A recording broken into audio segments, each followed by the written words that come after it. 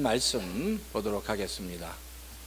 하나님께서 주실 말씀 요나서 11장 11절, 요나서 1장 11절에서 17절까지입니다. 요나서 1장 11절에서 17절까지 우리 한 절씩 교독하겠습니다. 요나서 1장 11절에서 17절까지의 말씀입니다. 바다에 파도가 점점 더 거세게 일어나니 사람들이 또 그에게 물었다. 우리가 당신을 어떻게 해야 우리 앞에 저 바다가 잔잔해지겠소? 그가 그들에게 대답하였다. 나를 들어서 바다에 던지시오. 그러면 당신들 앞에 저 바다가 잔잔해질 것이오. 바로 나 때문에 이 태풍이 당신들에게 닥쳤다는 것을 나도 알고 있어. 뱃사람들은 육지로 되돌아가려고 노를 저었지만 바다의 파도가 점점 더 거세게 일어났으므로 헛일이었다. 그들은 주님을 부르며 아뢰었다. 주님 빕니다. 우리가 이 사람을 죽인다고 해서 우리를 죽이지 말아 주십시오. 주님께서는 뜻하시는 대로 하시는 분이시니 우리에게 살인죄를 지우지 말아 주십시오. 그들은 요나를 들어서 바다에 던졌다. 폭풍이 일던 바다가 잔잔해졌다. 사람들은 주님을 매우 두려워하게 되었으며 주님께 희생 제물을 바치고서 주님을 섬기기로 약속하였다. 다 같이 읽겠습니다. 주님께서는 큰 물고기 한 마리를 마련하여 두셨다가 요나를 삼키게 하셨다. 요나는 사흘 밤낮을 그 물고기 뱃속에서 지냈다. 아멘. 잠깐 기도하겠습니다. 하나님, 이 아침에 저희에게 찾아와 주셔서 이 요나를 통해서 말씀해 주시고 저희가 깨달아 알아야 할 것들, 알 바들을 알게 하시고 또 깨달을 것을 깨닫게 하시고 말씀을 통해서 하나님의 뜻, 또 하나님의 의지를, 하나님의 방향, 보여주시고자 하는 방향을 깨달아 할 수 있도록 주 역사하시고 인도해 주시옵소서. 말씀 앞에 잠잠하게 우리의 마음의 문을 활짝 열기 원합니다. 예수 그리스도의 보혈의 권세와 능력이 이 말씀을 전하는 이 시간에 충만하게 임하게 하시고 우리가 그 말씀 앞에 겸손하게 낮아지는 역사가, 말씀을 말씀으로 받는 역사가, 말씀을 하나님의 음성으로 받는 역사가 우리 가운데 있도록 주여 도와 주시옵소서. 감사를 드리고 이 모든 말씀을 예수님의 이름으로 간절히 기도합니다. 아멘. 최근 그 모건 스탠리의 한 애널리스트가 이번 허리케인에 대해서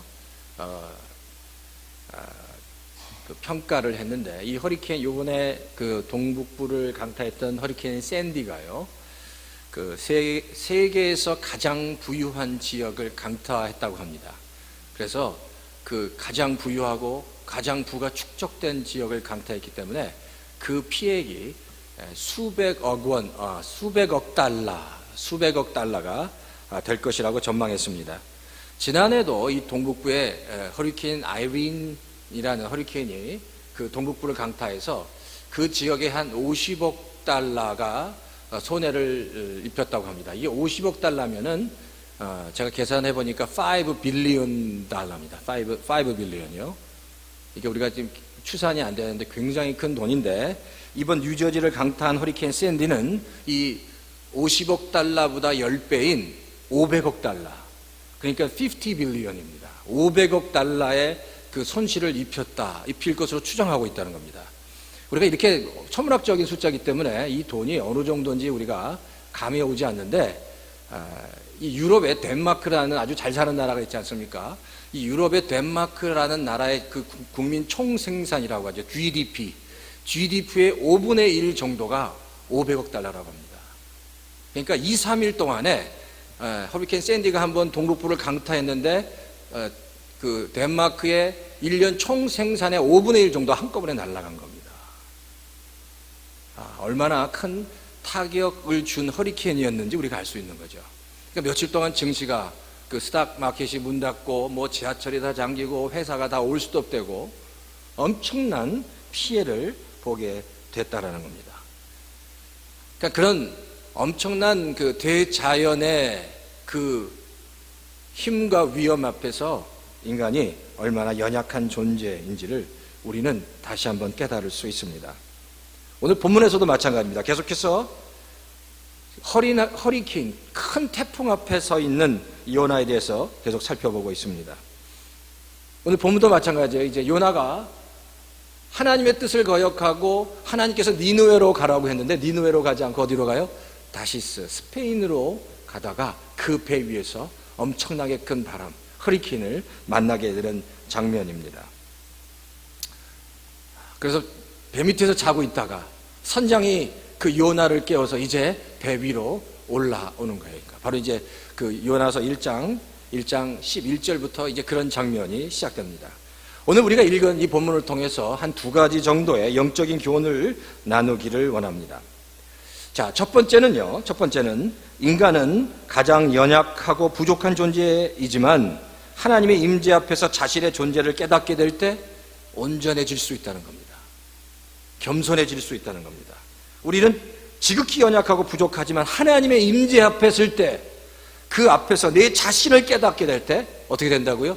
우리는 온전해질 수 있고 그 앞에서 겸손해질 수 있다는 겁니다. 요나서를 가만히 살펴보면 보통 그래요.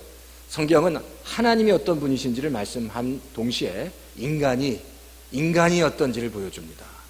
인간을 얘기하고 있어요. 요나서는 특히 그 인간의 본질에 대해서, 인간의 이기적인 그 마음에 대해서 아주 적나라하게 보여주고 있습니다. 요나는 아주 의지가 강한 사람입니다. 얼마나 의지가 강하면 하나님께서 그렇게 분명하게 말씀하셨는데, 니네로 가서 복음을 전하고 분명하게 얘기했는데 요나는 분명하게 하나님의 그 명령과 하나님의 뜻과 의지를 거역하고 어디로 가요? 스페인으로 갑니다. 그러니까 너무너무 의지가 강한 사람입니다. 뿐만 아니라 요나가 욥바로 가서 스페인으로 가는 배를 탔는데, 욥바에서 스페인으로 가는 그 배의 그 거리가 한 3,200km 정도 된다고 합니다. 이게 감이 잘 안 오시죠? 3,200km인데 3,200km는 지구를 한 바퀴 돌면 그게 6,300km라고 합니다. 6,300km. 그러니까 지구를 반 바퀴 정도 돌아가는 아주 먼 여행이었습니다. 그러니까 지구를 반 바퀴 돌아가는 먼 여행에는 얼마나 뱃삭이 비쌌겠냐는 거예요. 근데 그 뱃삭을 하나님의 명령을 듣고 바로 가서 지불하고 욥바에서 소위 스페인으로 가는 배를 타버린 거예요. 요나는 그러니까 굉장히 돈이 많았던 것 같습니다. 부유한 사람이었습니다.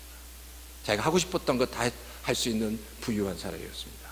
뿐만 아니라 요나는 선지자였습니다. 예언자였습니다. 하나님의 사람이었습니다. 그러니까 요나를 이렇게 정리하면 요나는 자기가 할 수 있는 모든 것을 할 수 있는 돈 많은 사람이면서 몹시 그 강력한 의지를 가지고 있는 사람. 뿐만 아니라 하나님의 사람이었고 선지자였던, 하나님의 말씀대로 말씀을 붙잡고 말씀을 전해야 했던 선지자였다라는 겁니다. 자, 근데 이렇게 이런 정말 많은 것들을 가지고 있는 이 요나가 우리가 보기에는 아주 괜찮아 보이고 멋있어 보이고 대단해 보이지만, 바로 이 요나가 하나님의 말씀을 어기고 어디로 갈 때? 다시스로 갈 때 풍랑을 만난다는 겁니다. 하나님께서 준비하신 풍랑을 만났다라는 겁니다. 근데 요나가 풍랑을 만났을 때도 이런 일들이 있었습니다.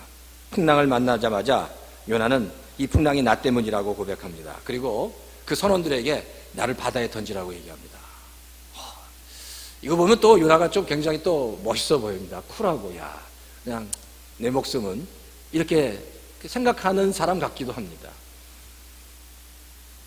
쿨하고 또 결단력 있어 보이고 멋있어 보이고 대단해 보입니다. 그렇지만 여전히 하나님의 뜻을 거역하고 자기의 뜻대로 바로 다시스로 가면서 요나는 인생의 험난한 풍랑을 경험하게 된다는 겁니다. 그럼 누가 지혜로운 사람입니까? 지혜로운 사람은 자신의 뜻과 의지를 하나님 앞에서 내려놓는 사람입니다. 자신의 뜻과 의지를 하나님 앞에서 세우지 않고 하나님의 뜻과 의지가 무엇인지를 주도 면밀하게 살펴서 그 하나님의 뜻에 순종하는 사람이 지혜로운 사람입니다. 많은 사람들은, 지롭지 못한 많은 사람들은 여전히 하나님의 뜻을 거역해서 내 뜻대로, 내 방식대로, 내 생각대로 하나님의 뜻을 거역하고 살아갑니다. 근데 바로 그때는 하나님께서 예비하신 풍랑을 만날 수 있다는 겁니다. 근데 지혜로운 사람은 하나님의 뜻과 하나님의 의지를 잘 깨닫고 그 하나님의 뜻에 자기의 의지와 뜻을 조종하고 내려놓고 하나님의 뜻대로 살아가는 그 과정은 사실 때때로 힘들고 어렵지만, 그러나 그 과정을 통해서 하나님은 놀랍게 축복해 주시고 하나님을 경험하는 역사가 일어난다는 겁니다. 오늘 본문을 가만히 살펴보면, 우리가 오늘 읽지는 않았지만 1절부터 10절 사이에 그 5절과 10절에 두려움이라는 단어가 나옵니다. 두려움. 이 두려움이라는 단어가 나오는데, 이 두려움이라는 두 단어, 5절에 나오는 두려움이라는 단어와 10절에 나오는 두려움이라는 단어는 굉장히 많은 의미가, 다른 의미를 가지고 있습니다. 성경 5절에 보면, 요나서 5절에 이렇게 말씀하고 있어요. 뱃사람들은 두려움에 사로잡혀 저마다 저희 신들에게 부르짖었다라고 얘기합니다. 두려움에 사로잡혔다라는 겁니다. 왜 그러면 이 선원들이 두려움에 사로잡혔겠습니까? 그 이유가 있어요. 그들 배 앞에 엄청나게 큰 허리케인이 있는 겁니다. 정말 태산 같은 허리케인이 있는데, 그들이 생각할 때 보세요. 3,200km가 되는 그 먼 여행을 떠나는 배의 선장과 선원들은 어떤 사람이라 탁월하고 잘 준비된, 잘 훈련된 선장과 선원들이었지만, 그들이 판단하기는 이 허리케인은 우리가 뚫고 지나갈 수 없고 결국 파산할 수밖에 없다는 그런 생각을 줄 정도로 큰 바람이었습니다. 그 앞에서 모든 선원과 선장은 완전히 그냥 두려움에 사로잡힐 수밖에 없었다는 겁니다. 그러니까 이 두려움은 그래요. 거대한 자연 앞에선, 거대한 풍랑 앞에선, 허리케인 앞에선 인간의 한계를 느끼게 하는, 그 한계를 일으키는 바로 두려움이었다라는 겁니다. 근데 요나서 1장 10절에 나오는 두려움은 또 다른 두려움입니다. 요나서 1장 10절에 성경에 이렇게 기록하는데, 요나가 그들에게 자기가 주님의 낯을 피하여 달아나고 있다고 말하니 사람들이 그 사실을 알고 겁에 질려서 그에게 소리쳤다라고. 겁에 질려서 소리쳤다. 또한 선원들은 겁에 질렸습니다. 그리고 막 소리를 질렀다는 거예요. 근데 지금 여기서 지금 선원들이 겁에 질린 그 이유는 단순히 엄청난 허리케인 같은 그 풍랑 때문이 아니라, 그 엄청난 풍랑의 배후에 계시는 하나님을 의식하기 시작하면서, 그 하나님을 의식하기 시작하면서 갖게 되는 두려움이었다는 거예요. 모든 선원들이 자기가 믿는 신들에게 외쳤지만 그게 아무 소용이 없는 겁니다. 근데 마지막 요나에게 찾아갑니다. 그리고 요나에게 얘기합니다. 너는 누구를 믿느냐? 요나가 내가 하나님을 믿고 이렇게 얘기하죠. 이 풍랑은 나 때문이라고 얘기합니다. 그때 이 선원들이 깨닫는 거예요. 이 지금 거대한 풍랑을 일으키는 그 배후에는 바로 하나님이라는 존재가 있구나라고 천천히 깨닫기 시작한다는 겁니다. 그 하나님을 직면할 때, 느끼는 그런 두려움이라고 얘기할 수 있습니다. 바로 이 하나님을 직면할 때 느끼는 이 두려움은 영혼 깊은 곳까지, 가장 깊은 곳까지 이렇게 스며들어가서 정말 두렵게 하는 그런 두려움, 영적인 두려움을 이야기합니다. 그러니까 이 두려움은 무슨 풍랑 때문에 겪는 두려움이 아니라 전능자에 대한 두려움이고요, 하나님에 대한 두려움입니다. 또 다른 말로 얘기하면 이 선원들이 어떤 현상이 일어나, 이 두려움 가운데 새로운 영적인 각성이 일어나고 있다는 겁니다.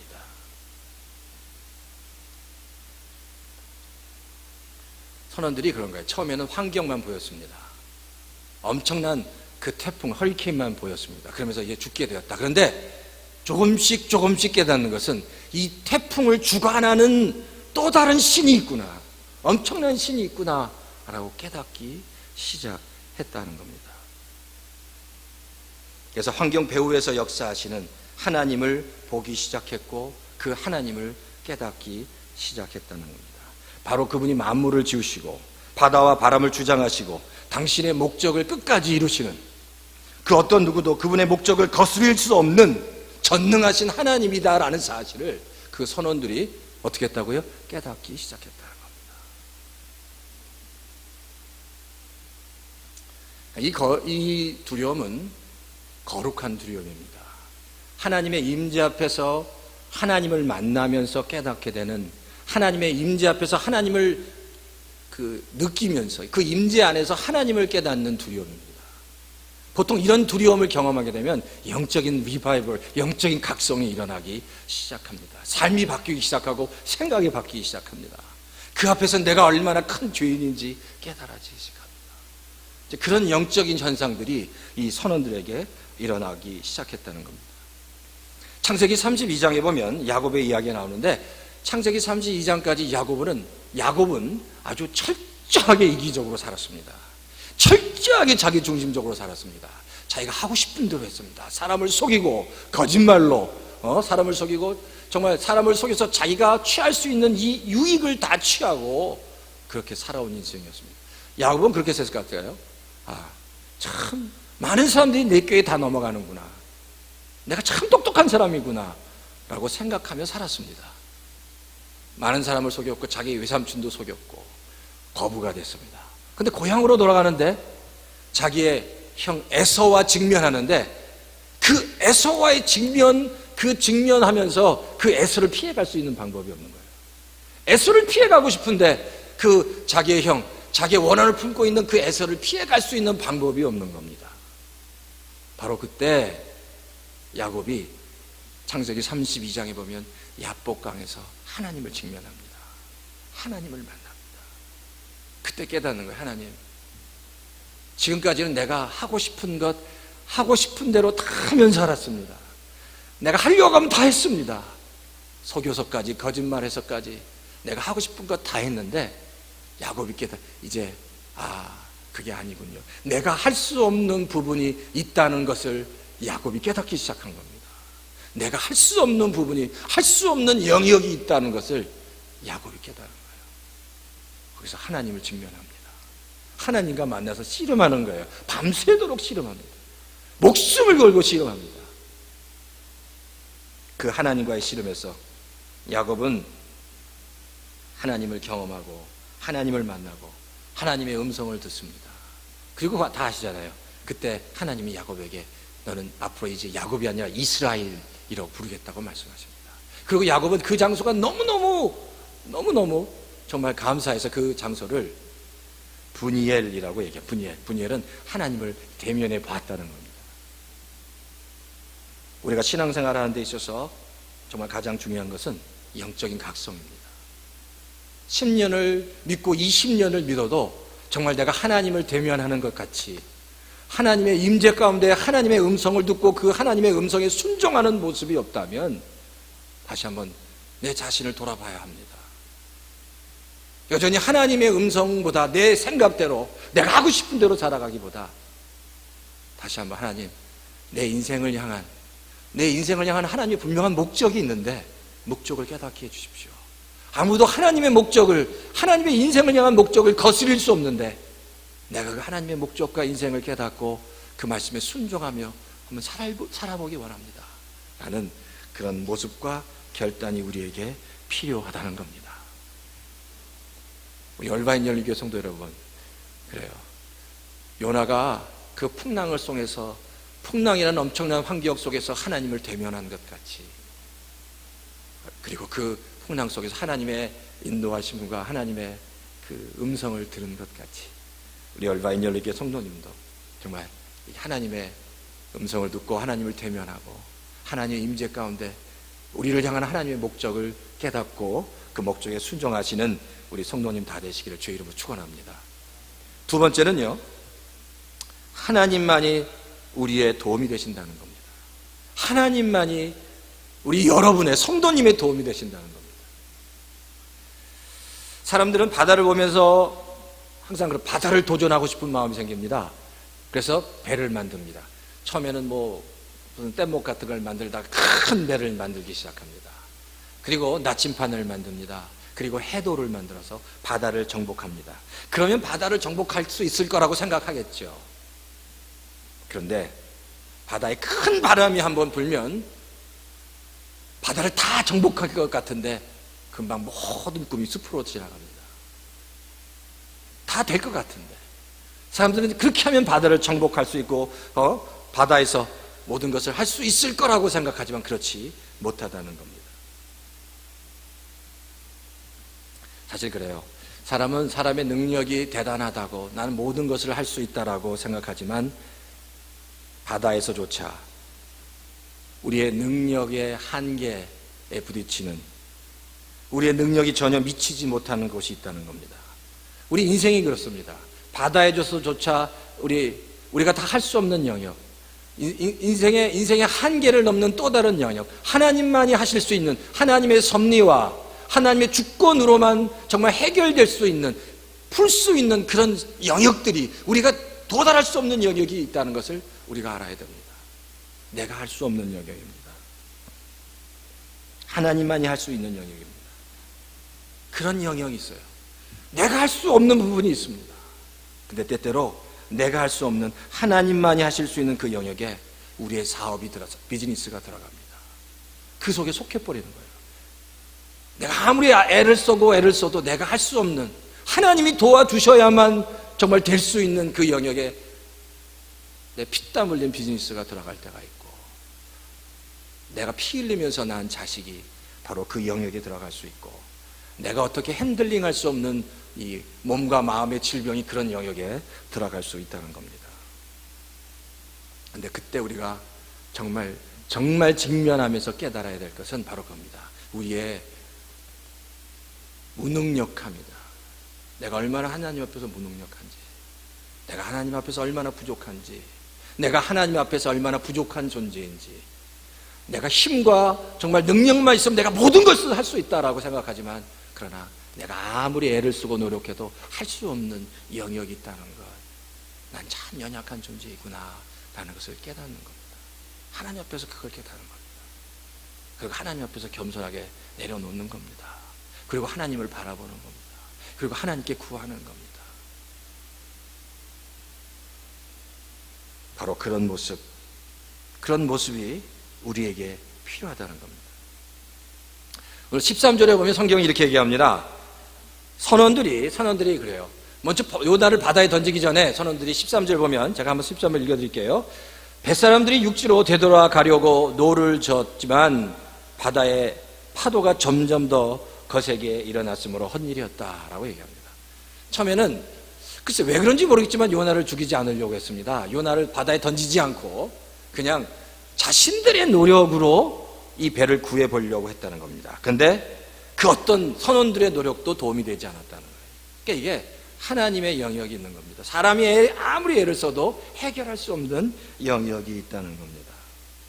그래요. 그 영역 가운데 내가 속할 때, 그때는 정말 하나님이 나를 향해서 하나님 앞에 나오라는 사인입니다. 나에게 나와서 기도하라는 겁니다. 나를 만나라는 겁니다. 네가 가지고 있는 거 다 내려놓고 나를 만나라는 사인입니다. 그때 하나님을 만나야 돼요. 근데 여기서 요나는 그 바람을 만났을 때 그 바람이 왜 있는지 알았습니다. 그 바람이 무엇 때문에, 누구 때문에 그 바람이 막 일어나는지를 안 거예요. 자기 때문에, 자신 때문에, 자신의 죄 때문에, 자기가 하나님의 낯을 피해서 니네로 가지 않고 다시 스페인으로 갔기 때문에 이 바람이 일어났다는 것을 요나는 알았다는 겁니다. 그래서 자신의 몸을 어디로요? 바다로 던져버렸습니다.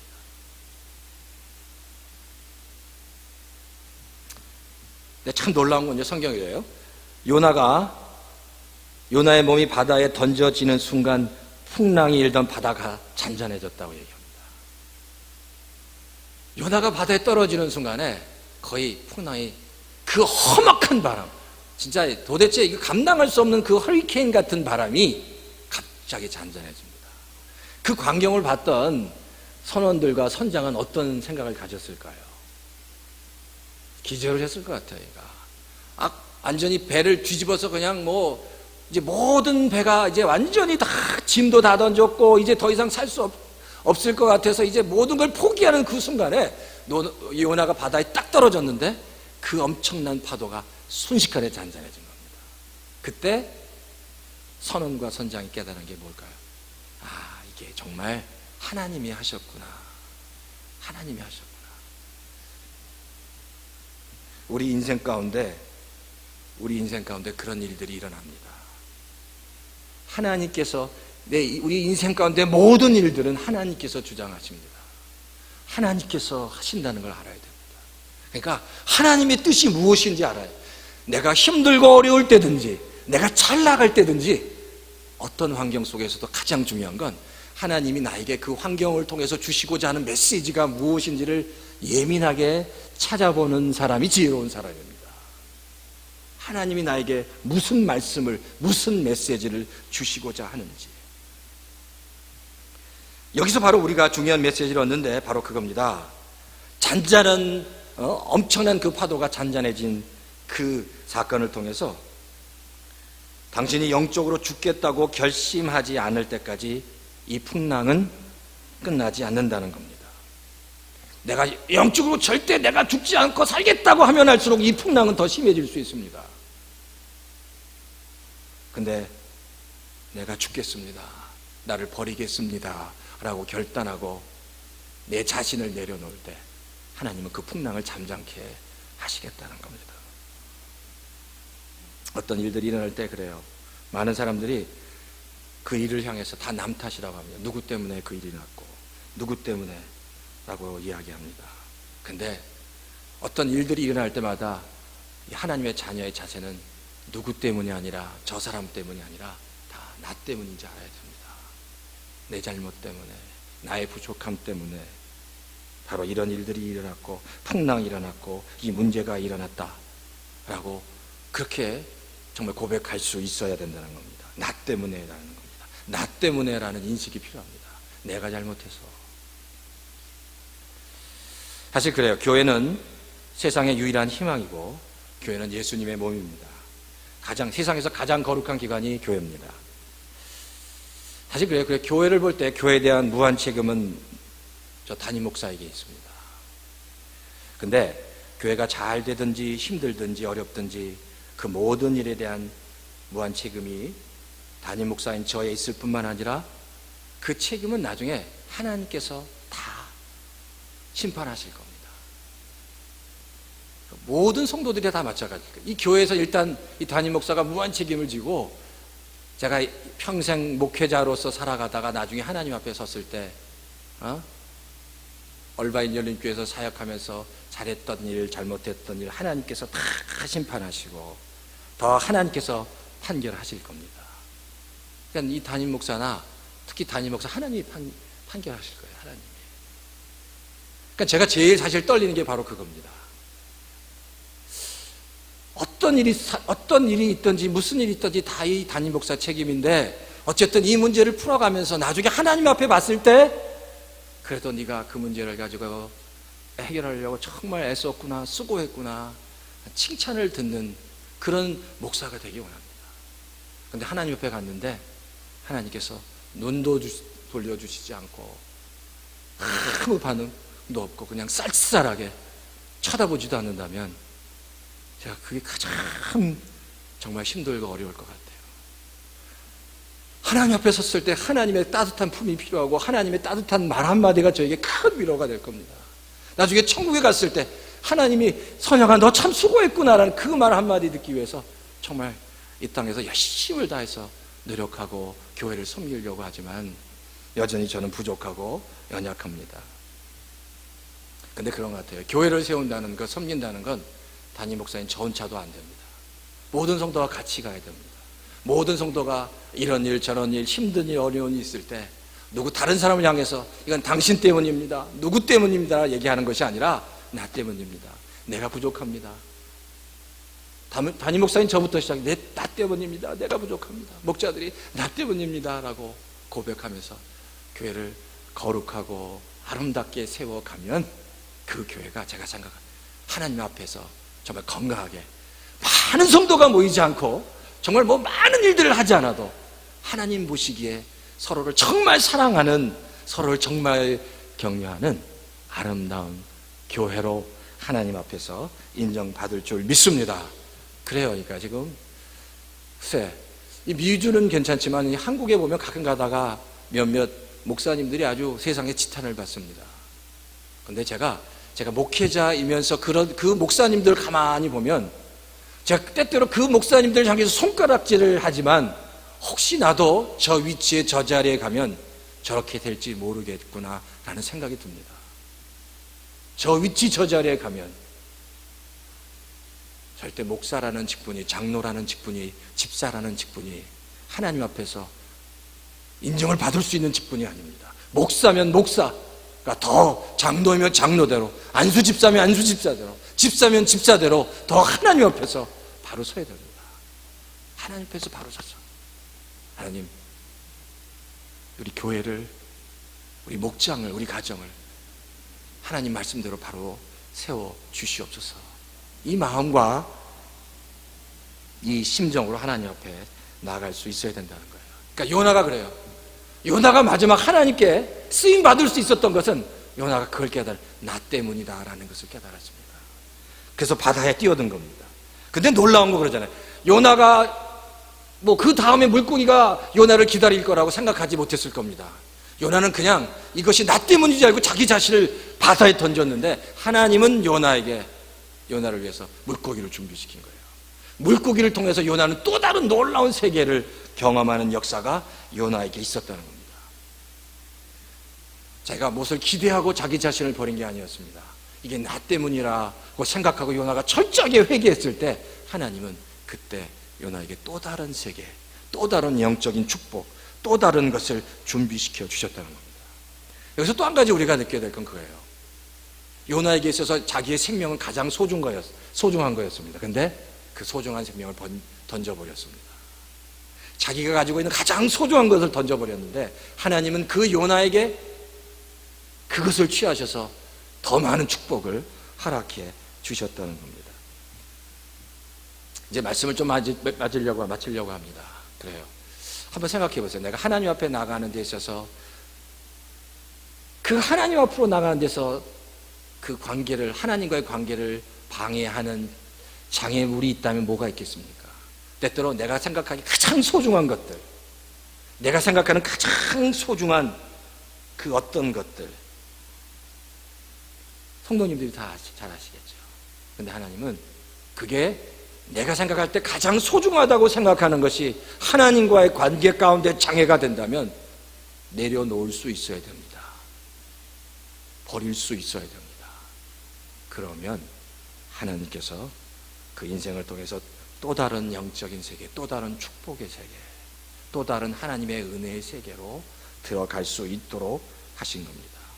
배를 버리고 자신을 버리고 바다로 뛰어들었을 때 요나는 또 다른 세계에서 또 다른 하나님의 역사를 경험한 것 같이 바라기는 우리 얼반 열린교회 성도 여러분, 우리 성도님들에게 지금 어떤 상황에 있는지, 무엇이 필요한지, 무엇을 버려야 하는지 알지 못하지만 하나님과 1대1로 한번 만나보십시오. 그리고 내가 내려놔야 될 게 무엇인지, 그리고 하나님과 그 관계 가운데 그 하나님과의 관계를 방해하는 것이 무엇인지 한번 깊이 묵상하고, 만약에 우리 열반열교 모든 성도들이 하나님 안에서 그 관계가 완전히 회복되어서 요나가 경험한 또 다른 세계 안에서의 또 넘치는 축복을 경험한 것 같은 그 놀라운 역사가 우리 얼바인 열린 교회와 얼바인 열린 모든 성도들 위해 있기를 주의 이름으로 축원합니다. 이 시간 한번 잠깐 같이 기도하는 시간을 갖겠습니다. 하나님, 풍랑 앞에 선 요나와 같이 우리가 풍랑 앞에 서 있습니다. 하나님 앞에서 내가 내려놔야 될 것이 무엇인지, 고난 앞에 있든지 정말 축복 앞에 있든지 정말 하나님 앞에서 하나님의 음성을 듣는 저희가 되기 원합니다. 하나님, 나를 붙잡아 주십시오. 하나님이 도와주셔야 합니다. 저는 부족합니다. 이 시간 말씀을 통해서 한 가지만 붙잡으십시오. 한 가지만 붙잡으십시오. 그리고 하나님께 구하십시오. 한 가지의 죄만 구하고 하나님 정말 회복받는 역사가 있기 원합니다. 기도하겠습니다. 하나님 아버지, 하나님 앞에서 회복되기 원합니다. 환경 속에, 그 환경 속에서 나에게 주시는 메시지를 내가 깨달을 수 있도록 주여 도와주시옵소서. 하나님, 정말 하나님 만나기 원합니다. 하나님 만나기 원합니다. 하나님 만나기 원합니다. 하나님만이 나의 도움이 되십니다. 하나님만이 나의 도움이 되십니다. 하나님만이 나의 도움이 되십니다. 세상에 그 어떤 것도 나에게 참된 도움이 되지 않습니다. 하나님만이 나의 도움이 되십니다. 나를 내려놓고, 내가 소중한 것 다 내려놓고 나의 참된 도움, 위로자가 되시는 하나님만 붙잡기 원합니다. 하나님만 붙잡기 원합니다. 하나님 붙잡아, 하나님 내가 당신을 붙잡기 원합니다. 하나님, 나의 도움이 하나님에게로부터만 옵니다. 나의 도움이, 나의 유일한 소망이 하나님께만 있습니다. 주님,